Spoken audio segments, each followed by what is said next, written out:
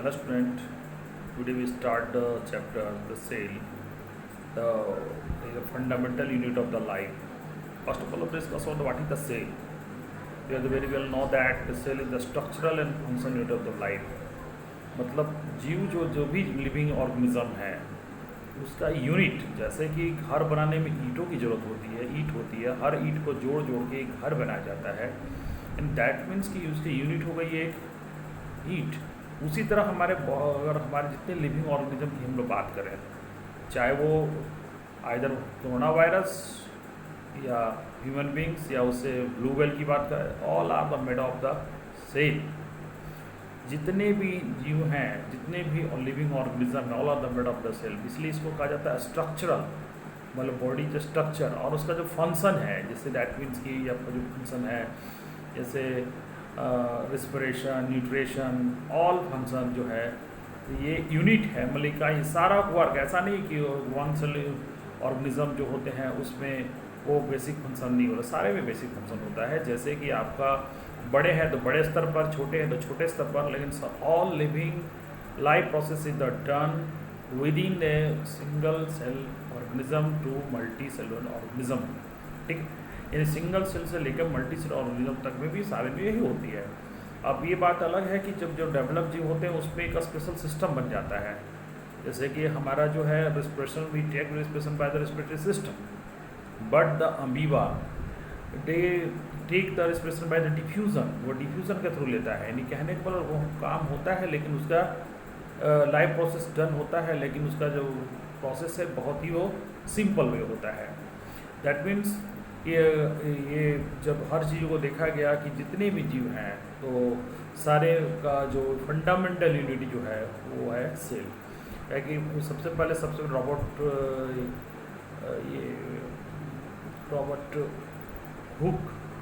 Robert Hooke ने शुरुआत में सबसे पहले सेल को देखा था, ठीक है, अपने एक माइक्रोस्कोप से बना के। ठीक है, उसके बाद बहुत से कॉन्सेप्ट फिर आए, फिर उसके बाद आज हमारे पास फिर रॉबर्ट ब्राउन, गिंजे, बहुत ऐसे नाम हैं जो आप बुक्स पे पढ़े होंगे। उसमें सारे में देखेंगे कि वो धीरे धीरे क्या हुआ, स्टेप बाय स्टेप सारे का। आज हमारे पास इलेक्ट्रॉन माइक्रोस्कोप है जो 2000 गुना 200 टाइम हम उसको सेल को बड़ा करके देख सकते हैं। अब तो सेल के अंदर में कौन सा कंपोनेंट है उसको भी देख सकते हैं। पहले हम लोग सेल को देखें, वो सेल के बाद धीरे धीरे वो कंपोनेंट को भी हम लोग देख सकते हैं। तो अब हम लोग बात आता है कि सेल के कौन कौन से कंपोनेंट हैं। तो सेल के मेन कंपोनेंट है प्लाज्मा मेम्ब्रेन, जो आउटर कवरिंग होता है। हम भी इसके चर्चा करेंगे, पहले एक एक नाम बता देना चाहूँगा। Cell wall, nucleus, cytoplasm, cell organelle. लेकिन फर्स्ट ऑफ ऑल मैं जरा से मैं बताना चाहूँगा कि सेल का जो टाइप, तो सेल जो होते हैं वो on the basis of the nucleus they are the two type, prokaryotic and eukaryotic. Prokaryotic that the cell they have the not well developed nucleus, जिसमें वेल डेवलप्ड न्यूक्लियस नहीं होते उसको प्रोकैरियोट कहते हैं, और जिसमें वेल डेवलप्ड न्यूक्लियस होते हैं उसको कहते हैं यूकैरियोट। जैसे कि प्रोकैरियोट, यूकैरियोट के जो है इसमें देखिए, prokaryote the nucleus is the undefined and called nucleole, and membrane bounded, इसमें डबल मेम्ब्रेन बाउंडेड, जिसमें ऑर्गेनेल नहीं होते हैं। और इसमें हम लोग बात करें यूकैरियोट की बात है, nucleus is well defined and well defined nuclear membrane and cell organelle are the membrane bounded जो होते हैं उसमें पाए जाते हैं। तो इसके आधार पर ये कहना प्रोकैरियोटिक दैट मीन्स कि द स्टार्टिंग लेवल का सेल, जो भी जैसे आपका कोरोना वायरस भी अब प्रोकैरियोटिक ही आता है, क्योंकि उसमें पूरी तरह वो डेवलप नहीं है। वो आपका आगे क्लासिफिकेशन हम पढ़ाएंगे, मोनेरा, प्रोटिस्टा और एनिमली, प्लांटी, फंगी जो है उसमें जो मोनेरा आता है उसमें प्रोकैरियोटिक जितने भी जीव हैं उसमें आते हैं। उसमें बैक्टीरिया आ गया, वायरस आ गया, सारा उसी में आते हैं। ये हो गया आपका 4 component, plasma membrane, cell wall, nucleus, cytoplasm and cell organelle. Plasma membrane we very well know that is the outer covering of the cell. ये होता आउटर कवरिंग द सेल है, और they are semi permeable. Semi permeable का मतलब होता है that means all things को वो पर कुछ सिलेक्टेड चीज़ों को सिलेक्टिव परमेबल किया जाता है, क्योंकि वो सिलेक्टिव कुछ चीज़ को वो सिलेक्टिव परमेबल कहलाता है, सेमी परमेबल नहीं। सिलेक्टिव परमेबल का मतलब होता है कुछ सिलेक्टेड चीज़ों को ही वो अपने परमिट करता है सेल के अंदर और बाहर जाने के लिए, ठीक है। उसके बाद आता है सेल वाल। सेल वाल जो है they are found in the only plant cell और इधर rigid outer covering laying the outside of the plasma membrane. Plasma membrane ऊपर में होता है, ये सेलुलोज का बना होता है, ठीक है। और ये एक रिजिड शेप देता है प्लांट सेल को। उसके बाद है न्यूक्लियस। न्यूक्लियस जो है वो डबल मेम्ब्रेनल लेयर, ये पोरस एंड ट्रांसफर मटेरियल, ये इसमें आपका जेनेटिक मटेरियल क्रोमोसोम, इसको हिंदी में कहते हैं गुणसूत्र, गुणों का धागा, that they are responsible for the transfer of the genetic material for one generation to next generation. They are the responsible for in the human beings their 46 chromosome is the found. हमारे human beings में 46 chromosome पाए जाते हैं। अब आता है cytoplasm. Cytoplasm होता है that is the fluid contain inside the plasma membrane and outside the nucleus. यानी कहने वाला जो प्लाज्मा मेम्ब्रेन के अंदर और न्यूक्लियस के बाहर जो होते हैं उसी को हम लोग कहते हैं साइटोप्लाज्म। अब आते हैं सेल ऑर्गेनेल। अब कहने में सेल ऑर्गेनेल का मतलब होता है कि सेल के अंदर एक तो छोटा सेल है, उसके अंदर ही बहुत से और छोटे छोटे ऑर्गेनेल पाए जाते हैं, उसको हम लोग कहते हैं cell organelle. This specialized membrane part of the cell in the cytoplasm. ये साइटोप्लाज्म होते हैं, इसके बारे में हम जरा बात करेंगे। तो देखिए, पहली बात endoplasmic reticulum, vacuole, lysosome, plastid, Golgi apparatus, mitochondria, ठीक है। तो अब हम लोग एक एक करके बात करना चाहेंगे। इंडोप्लाज्मिक रेटिकुलम एक नेटवर्क बना होता है। ये द नेटवर्क ऑफ इलेक्ट्रोक between membranes give the mechanical support. जैसे कि आपका देखे होंगे कि घर में जो ढलाई में जो सरिया का इस्तेमाल किया जाता है, they call the mechanical support over our roof, the floor of the our house जो देता है। तो उसी तरह से इसका भी काम होता है, शेल का भी मैकेनिकल सपोर्ट देना।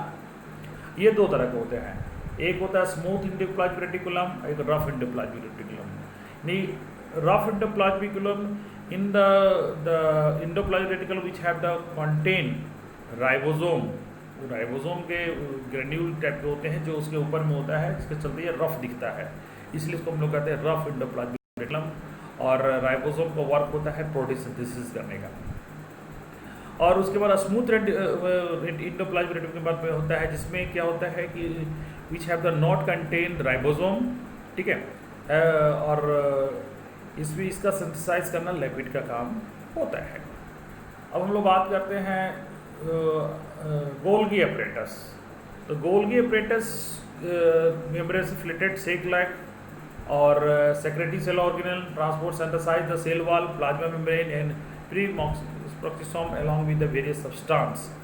एक तरह कहीं के स्टोर हाउस का रूप में भी एक हमारा गोल्गी एपरेटस काम करता है।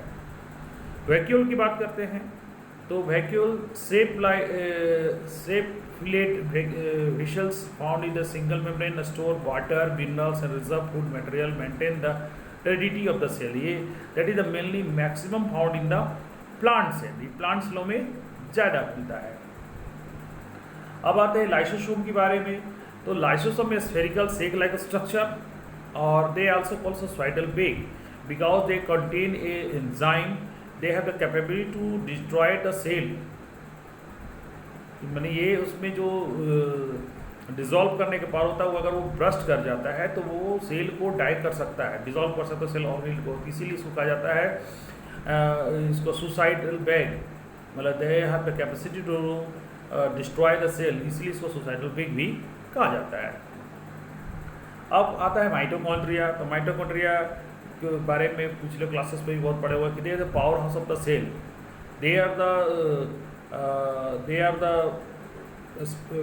दे provide the palace where the oxidation is done, ठीक है। दे डबल मेम्ब्रेन वाला इनर मेम्ब्रेन फोल्डेड, उसको अंदर की ओर फोल्डेड होता है, उसको क्रिस्टल कहते हैं। और इसका ये also power house of the cell कि oxidize the food and release the ATP. ATP को हम लोग कहते हैं एटीजनो ट्राइफास्फेट, क्योंकि एनर्जी जो हमारे रिलीज होते हैं वो एटीपी के फॉर्म में, that ATP also is called a currency of energy.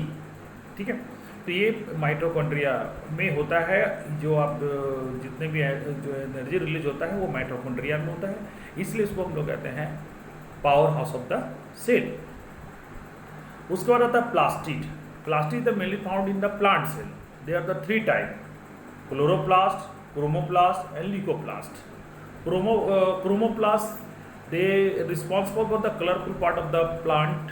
Colourful part जो देखते होंगे, जैसे फ्लावर हो गया, तो इसके जो कलर होते हैं ये क्रोमोप्लास्ट के वजह से होते हैं। ल्यूकोप्लास्ट दे कलरलेस प्लास्टिज, और दे इसका जो डुल इन द शाइनिंग, जैसे जो स्ट्रक्चर पार्ट्स होते हैं प्लांट का, जैसे कि जो रूट्स में कुछ रूट्स में जिसमें फूड स्टोर करते हैं, तो उसमें ल्यूकोप्लास्ट पाया जाता है। और क्लोरोप्लास्ट के बारे में तो बहुत जूनियर क्लासेस से भी आप पढ़ रहे होंगे। They responsible for the green colour of the leaves. They ये जो पत्ते का ग्रीन कलर का जो है वो उसका रिस्पॉन्सिबल ये क्रोमोप्लास्ट होता है। और chromoplast help to the plant to photosynthesis, ये फोटोसिंथेसिस करने का काम करता है। ठीक है, plastic contain the chlorophyll pigment, so photosynthesis take place in the chloroplast, तो ये इसका काम होता है, फोटोसिंथेसिस करने का काम होता है। तो बच्चों ये जो आपका मैं एक रिवीजन के तौर पर ये वीडियो को बनाया हूँ, जिसमें क्या है कि आप आसानी से कम कंटेंट में ज़्यादा कुछ समझ पाएँ, क्योंकि आपका जो पीरियडिक टेस्ट जो है 4 तारीख से स्टार्ट होने वाला, हम इसलिए मैं चाहा कि आपको एक तो पढ़ाया जा चुका है, तो इसका रिवीजन के तौर पर मैं इस वीडियो को बनाया हूँ, और उम्मीद करता हूँ कि आप लोगों को ये बेनिफिट देगा। ठीक है, और हम उम्मीद करें कि इससे सारे जो है जिसको शॉर्ट पर रिवीजन करने के लिए जितने भी इसमें कंटेंट है उसको ठीक से आप मेरे बातों को सुनेंगे और इसको देखेंगे, तो आपका जो है ये चैप्टर अच्छी तरह से रिवीजन हो जाएगा। ठीक है, हम मिलते हैं नेक्स्ट वीडियो में। Thank you.